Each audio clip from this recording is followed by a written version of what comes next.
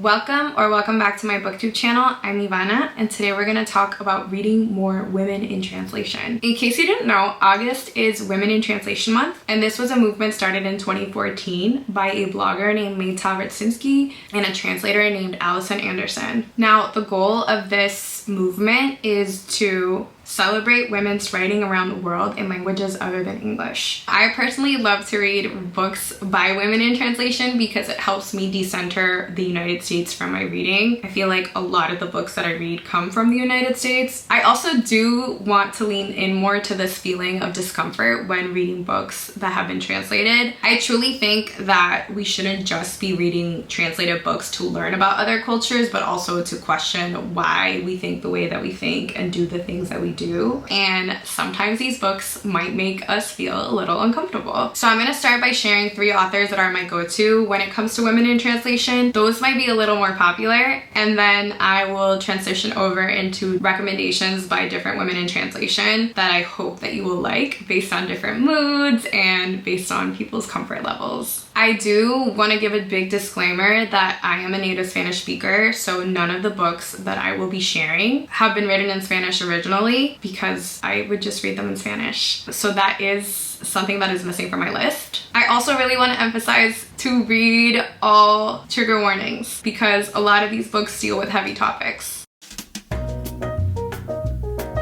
So we're gonna start out with 3 authors that for me always hit when it comes to women in translation, and the first one of these is none other than Annie Ernaux, who is one of my favorite authors. Annie Ernaux is French. She's known for winning the Nobel Prize in 2022. What I like about her is that she is not afraid to write about the ugly parts of herself and her life. A lot of her books are memoirs. Her books tend to be on the shorter side, but they really pack a punch. Her books blend literature, history, sociology, and she's just a very inquisitive woman who writes painstakingly about different events in her life that have specifically brought her shame. And she dissects these moments down to the very last detail. Like, you can hear with her what she's hearing on the radio. You can read the headlines in the newspapers. It is a very specific style. It can feel a little dry sometimes, but it's also very hard-hitting and insightful. She writes about things like abortion, domestic violence, infidelity, coming from a lower socioeconomic background, and she waits till like the right moment in her life to really look back on these events because she has all these journals that she has kept from all the years in her life. I also think she has an uncanny ability to make us identify with her even if we ourselves did not go through those specific experiences. She just has a way with words that just sucks you in and makes you think, yeah, like I too have felt this certain kind of way. It's like when people this is so cheesy. It's like listening to a song with really good lyrics and you're like, damn, I can't believe that that song has expressed all of these feelings that I've had that I felt were special to me. Like, she does that with her books. Now, I could recommend you so many Ernaux books, but I want to talk about a couple only. So one of the books that I recommend by her is Happening, and this details the gruesome and horrific back alley abortion that she had in the 1960s, way back when abortion was illegal in France, and all of the hoops that she had to jump through to get reproductive health care. This book says a lot about misogyny, class. It has some beautiful passages, and it's just raw and unflinching, like all of her books are. Another book of hers that I strongly recommend is The Possession, and this one is less about a serious social issue and it's more about her becoming obsessed with her ex-husband's new lover. The way that she's able to capture jealousy is so good. And another one of hers that I recommend is Simple Passion, which details an affair that she had with an Eastern European diplomat. Her books are juicy and they have a lot to say about society, and if you're interested at all in any kind of memoir writing, Ernaux should be at the top of your list when it comes to women in translation. The second author I want to recommend should come as no surprise. It is none other than Elena Ferrante, who originally writes in Italian. Ferrante is famously known for being anonymous. Her name is actually a pseudonym. She even teaches university courses and pays an actor to lecture on behalf of her because she values her privacy and doesn't want fame to take over her life. Ferrante is similar to Ernaux in that she also writes about the patriarchy and social class differences.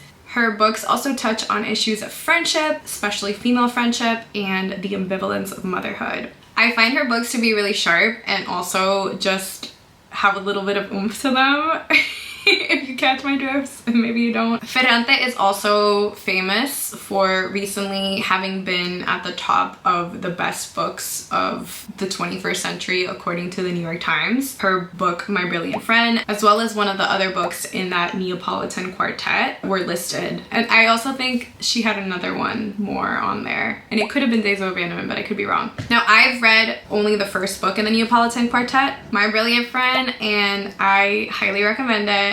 I am ashamed that I haven't read the other 3, but I'm saving them up for probably next summer. I want to do a whole read of all 4 of the books. What I can tell you about My Brilliant Friend is that it feels like a soap opera in the best way. It really captures female friendship and female ambition in the face of societal expectations for women. I read it a while back, so my brain's a little foggy on it. I just remember it feeling like a movie was playing in my head. The characters just feel so alive. In addition to My Brilliant Friend, I have read my absolute favorite of hers, Days of Abandonment. I don't like this cover. I bought this because it was on sale. It was $4. And I read the book originally from the library, and it was the filthiest book I've ever read, like physically. This book feels like a fever dream. It's about a woman who is left by her husband, and she is left to fend off for herself. She's just at home with her 2 kids and her dog, and she's like, what the heck am I supposed to do right now? And she loses her damn mind. If that sounds bleak, it's because it is bleak, but it is a wild ride that is well worth it. Another book of hers that wasn't a favorite but really stuck with me was The Lost Daughter, which is a novella about a middle-aged woman who happens to be a mother who goes on vacation and becomes fixated on a young mother in a resort that she's staying at. And she muses on unnatural mothers, that is, mothers who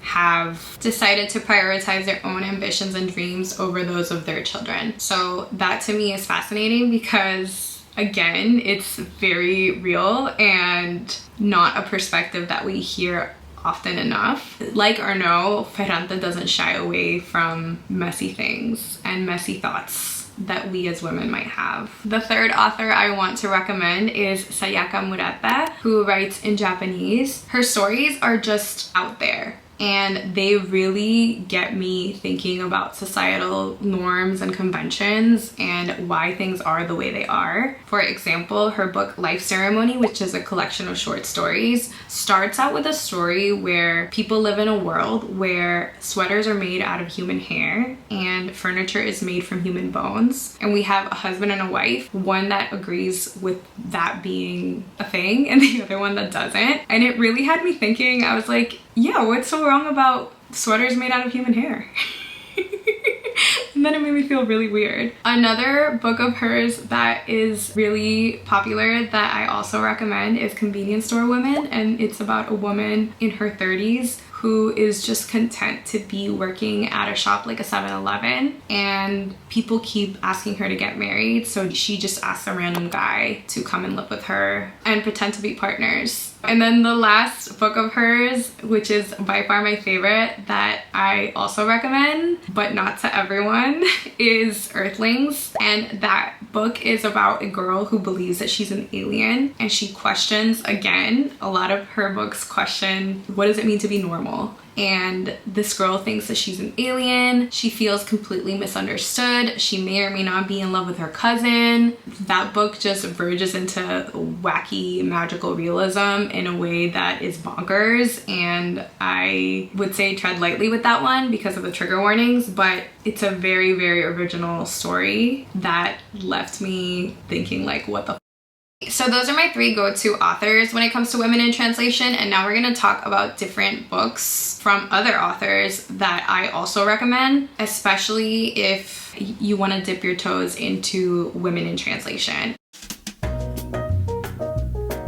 The first books that I'm going to talk about are either short or feel like they're short because they pass by really quickly. So the first book of these is Bonjour, Tristesse, or Hello, Sadness by Francois Sagan. This book was written, I believe, in the 50s by a teenager. It's a total beach read that follows a 17-year-old girl and her father as they go to a seaside villa and smoke a lot of cigarettes, and her dad is having an affair. She's obsessed with the neighbor who is older, and she and her dad is probably 18 years older than her. They're more like friends than they are parent and child. And you just see them participate in all sorts of debauchery. It is a good time. I especially recommend this if you are looking for something light to read this summer. Another short and sweet book that I highly recommend, I've talked about it in my mid-year freakout tag and in prior videos, is They Fell Like Stars from the Sky. It's a short story collection that has 18 stories in just under 130 pages. And these stories are accompanied by beautiful illustrations. This book is originally in Arabic and it's written by a Bedouin Palestinian woman. It celebrates girlhood. It doesn't center marginalization, even though of course there are some stories that are more about that than others. It was just a good time. It's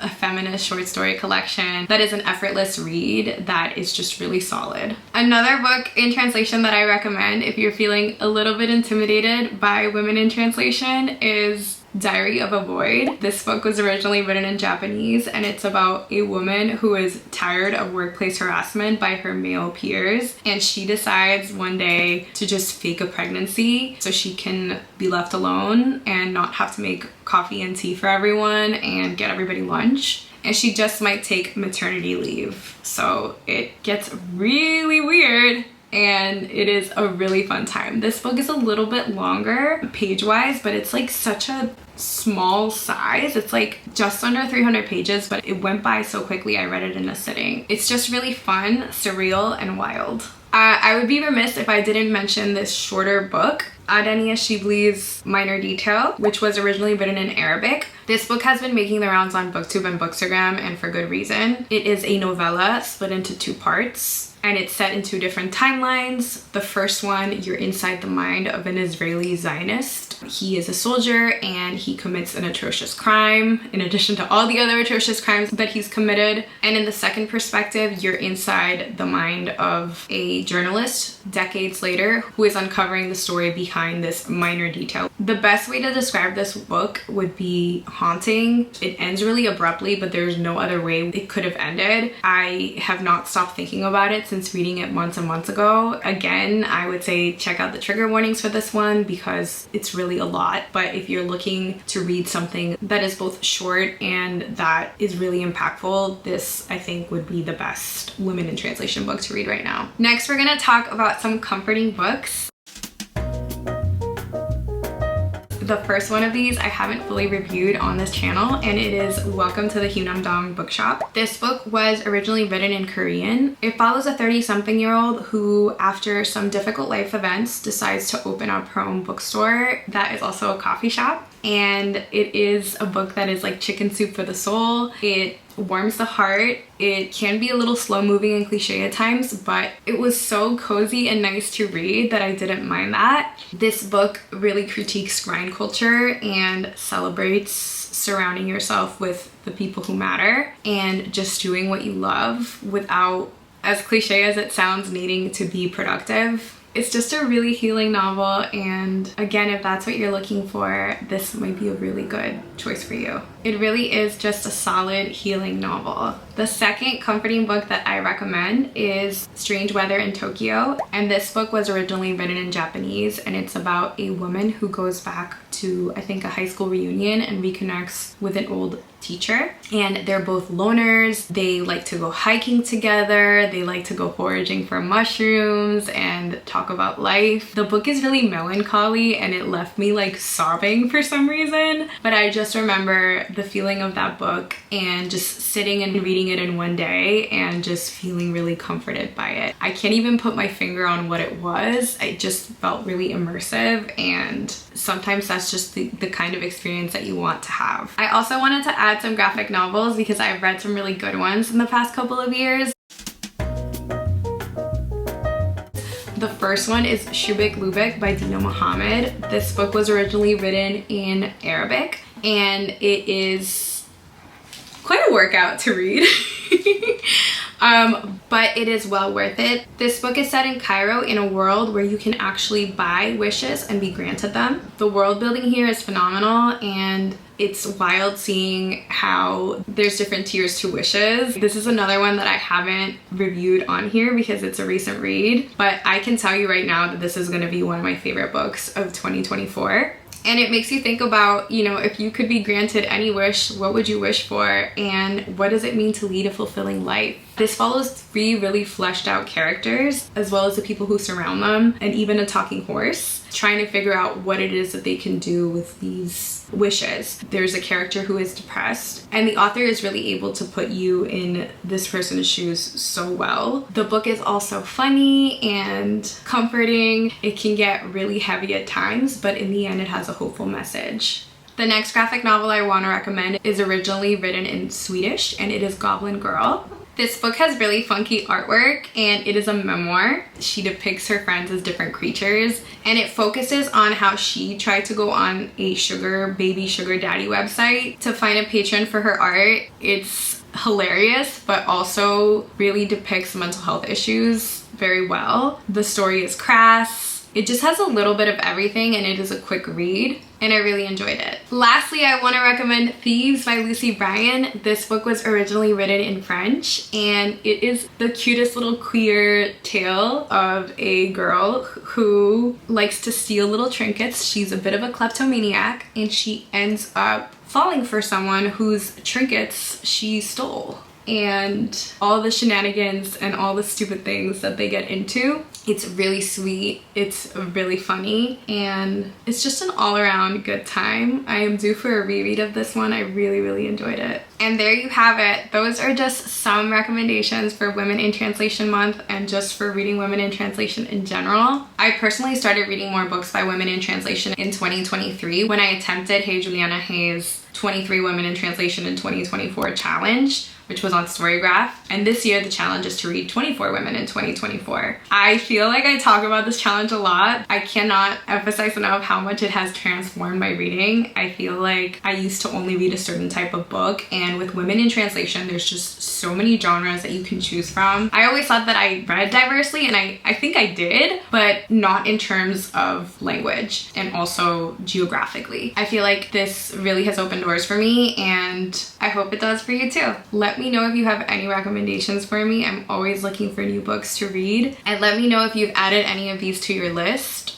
As always, thank you so much for watching. I hope you're having a lovely day, and I will see you in my next video. Bye.